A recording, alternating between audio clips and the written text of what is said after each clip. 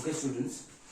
So now we are supposed to do the potential due to a point charge. एक point charge की वजह से हमें potential को कैलकुलेट करना है। तो एक बार मैं पहले डायग्राम आपको एक्सप्लेन कर दूं इसके साथ साथ में, उसके बाद हम साथ साथ इसको डिराइव करते जाएंगे। बहुत इंपॉर्टेंट डेरिवेशन है, ध्यान से समझेंगे।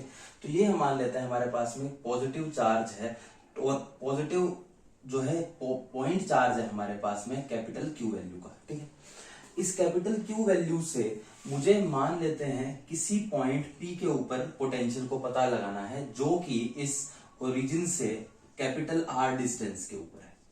ओके, नाउ अब सीधी सी बात है, अगर मुझे इस पी पॉइंट के ऊपर अपना पोटेंशियल निकालना है तो मैं कैसे निकालूंगा उसे? मैं सीधी सी बात ये करूंगा कि भाई मैं मान लेता हूं पहले हमारे पास में एक इंफिनिटी के ऊपर एक 1 कूलम का टेस्ट चार्ज रखा हुआ है। ठीक है, मैं इस 1 कूलम के टेस्ट चार्ज को इस पाथ के अलोंग जो है पी पॉइंट तक लेके आ रहा हूं। ठीक है, इस पूरे प्रोसेस में मुझे जितना भी वर्क डन करना पड़ रहा है, that work done is stored as the potential energy inside the system. Okay, तो यही हमारे पास बेसिक प्रोसेस है जो मैंने यहां पे लिखा है कि work done in bringing a unit positive charge from infinity to P in the presence of electric field created by Q without acceleration will be stored as the potential। समझ आ गया आपको क्या कि मैंने इस 1 कूलम के चार्ज को infinity से P पॉइंट तक लाने में जितना भी वर्क डन मुझे करना पड़ रहा है,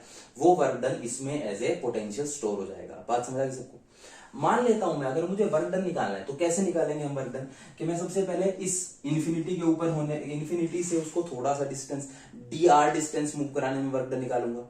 फिर मान लेंगे हम मान लो इस पॉइंट पे पहुंच गए, इस पॉइंट से थोड़ा सा और आगे मूव कराने में वर्क डन, मतलब step by step work done निकाल के सबको हम ऐड कर दें या फिर एक ही बार में इंटीग्रेट कर दें तो हमारे पास में टोटल वर्क डन निकल जाएगा।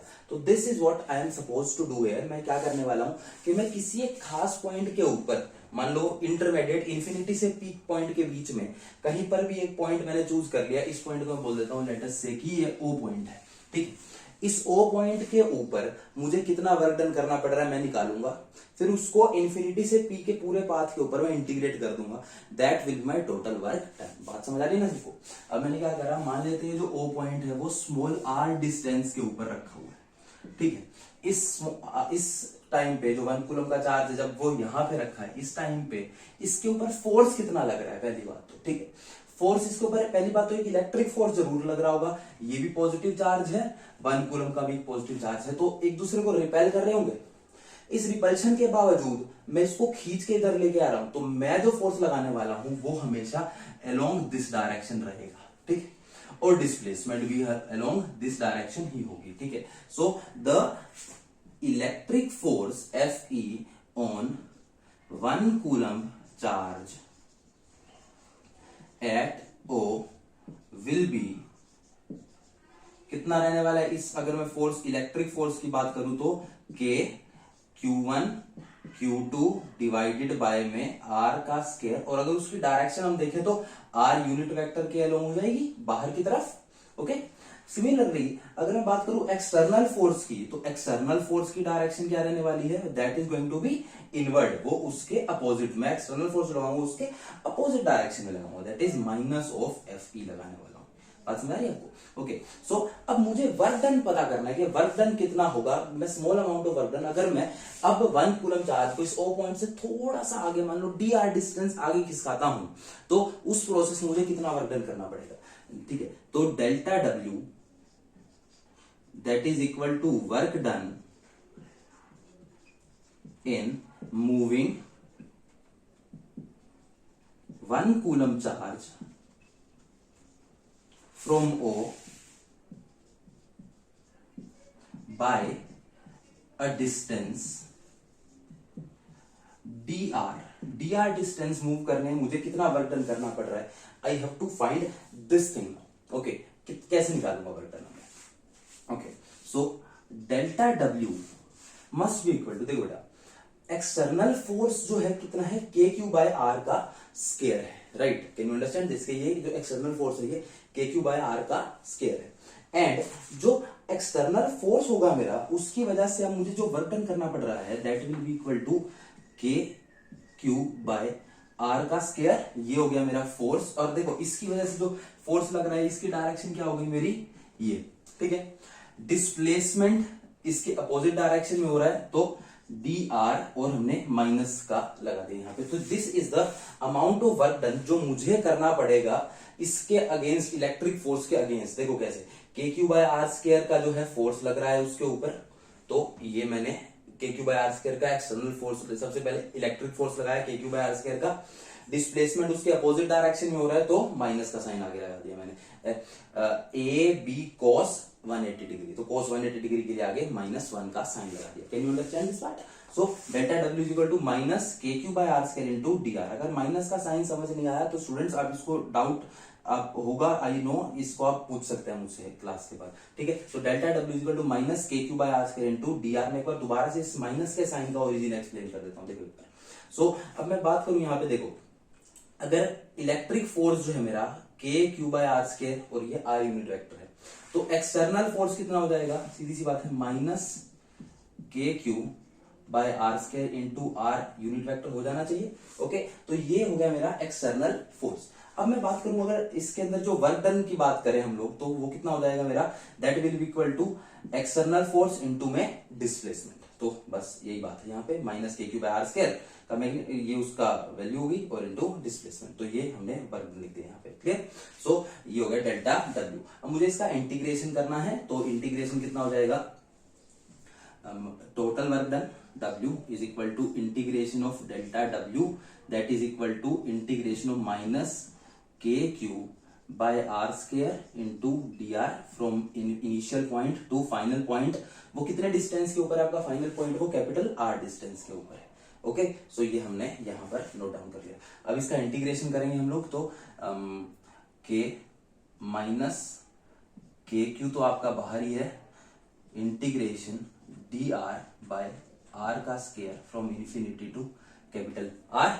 1 बाय आर स्क्वायर का इंटीग्रेशन अगर मुझे करना है तो हमें पता है that will be equal to minus K Q, तो एज इट इज बाहर का बाहर ही है, सो इनटू में -1 by small R from infinity to capital R. Okay, so limits put कर देंगे हम यहाँ पे, तो हमारे पास में के क्यू बाय आर आ जाएगा आंसर। तो ये फॉर्मूला आ गया मेरे पास में, work done in moving 1 coulomb charge from O to by from this point infinity to point P।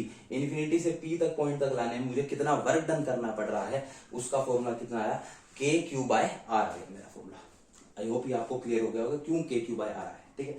अब this work done is stored as the potential, क्योंकि 1 कूलम चार्ज का वर्क डन है, तो V की वैल्यू भी किसके equal होगी मेरी, V is equal to K Q by R के इक्वल होगी। तो ये मेरे पास में फॉर्मूला आया है potential due to a point charge का।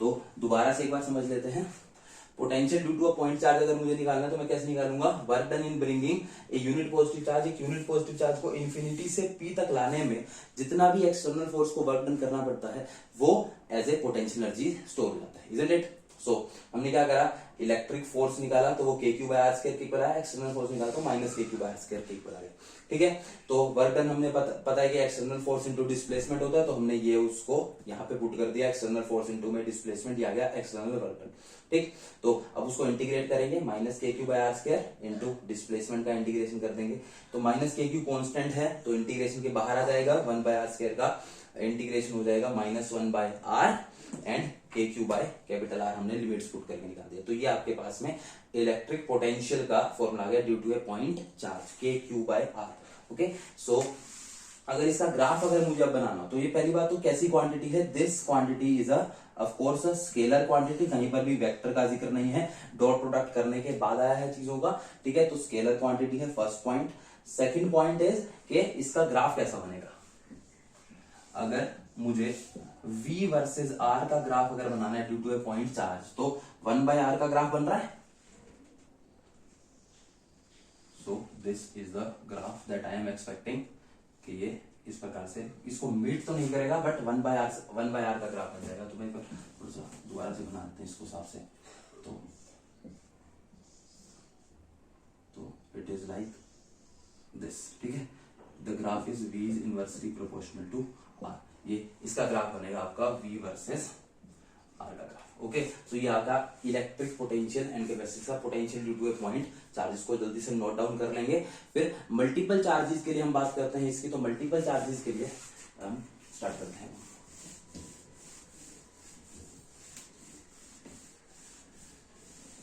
तो जैसे बेटा आपको याद होगा कि इलेक्ट्रिक फील्ड के केस में एक सुपरपोजिशन प्रिंसिपल होता है, तो क्या इसके केस में भी एक सुपरपोजिशन प्रिंसिपल नहीं होना चाहिए? So potential due to a combination of charges, एक कॉम्बिनेशन ऑफ चार्जेस की वजह से पोटेंशियल का फॉर्मूला क्या होना चाहिए हमें? ये देखो, ये हमने क्या करा अपना एक्स एक्सिस एंड ये हो गई हमारी वाई एक्सिस, ठीक है। इसके ऊपर हमने क्या करते हैं, कई सारे पॉइंट चार्जेस बना देते हैं। एक इस पोजीशन वेक्टर के ऊपर ये Q1 का चार्ज है, इस पोजीशन के ऊपर Q2 का चार्ज है, इसके ऊपर Q3 बोल देते हैं, और इसी तरह से ये n चार्जेस हैं, बीच में कई सारे भी हैं, इस तरह से ये Qn का चार्ज है, ठीक है। इन चार्जेस की वजह से मान लो मुझे किसी भी एक पॉइंट, इस P पॉइंट के ऊपर टोटल पोटेंशियल निकालना। तो पोटेंशियल कैसी क्वांटिटी है? स्केलर क्वांटिटी है। तो बड़ा सिंपल सा है इसके अंदर कि आप क्या करें, इनके बीच का लॉजिक के हिसाब से डिस्टेंस निकाले, मान लेते हैं R1 आ जाता है, ठीक है। यहां से इसका डिस्टेंस निकाला आपने, कैलकुलेट करा, ये R2 आ गया। यहां से डिस्टेंस कैलकुलेट करा आपने, R3 कैलकुलेट कर दिया, यहां से करा तो ये Rn हो गया, ठीक है। तो जो टोटल पोटेंशियल होगा that will be the scalar sum of the potential due to individual charges. तो the total potential at P will be the scalar sum of potentials due to individual charges। कि individual charge की वजह से जो potential आएगा उनके potential का scalar सम कर देंगे तो हमारे पास में total potential at point P आ जाएगा। तो that means V at point P will be equal to V1P plus V2P plus V3P plus so on till VNP। Okay, values put कर देंगे हम यहाँ पे, K Q1 by R1 plus K Q2 by R2 plus K Q3 by R3 plus so on till K Qn upon Rn। ये हो गया आपका total potential at point P। इस फॉर्मूला को हम लोग क्या बोलते हैं? इस फॉर्मूला का एक नाम है, this is called superposition principle of potentials. Superposition principle, ठीक है। किसके केस में सुपरपोजिशन प्रिंसिपल है? पोटेंशियल्स का सुपरपोजिशन प्रिंसिपल है। तो ये हो गया आपका electrostatic potential due to a combination of charges. तो हमने आज पॉइंट चार्ज का पोटेंशियल देखा है और दूसरा कॉम्बिनेशन ऑफ चार्जेस का भी पोटेंशियल देखा है। तो आई होप ये क्लियर हो गया होगा। कुछ भी डाउट हो तो आप क्लास में जो है, क्लास के बाद व्हाट्सएप पे पूछ सकते हैं। Thank you very much.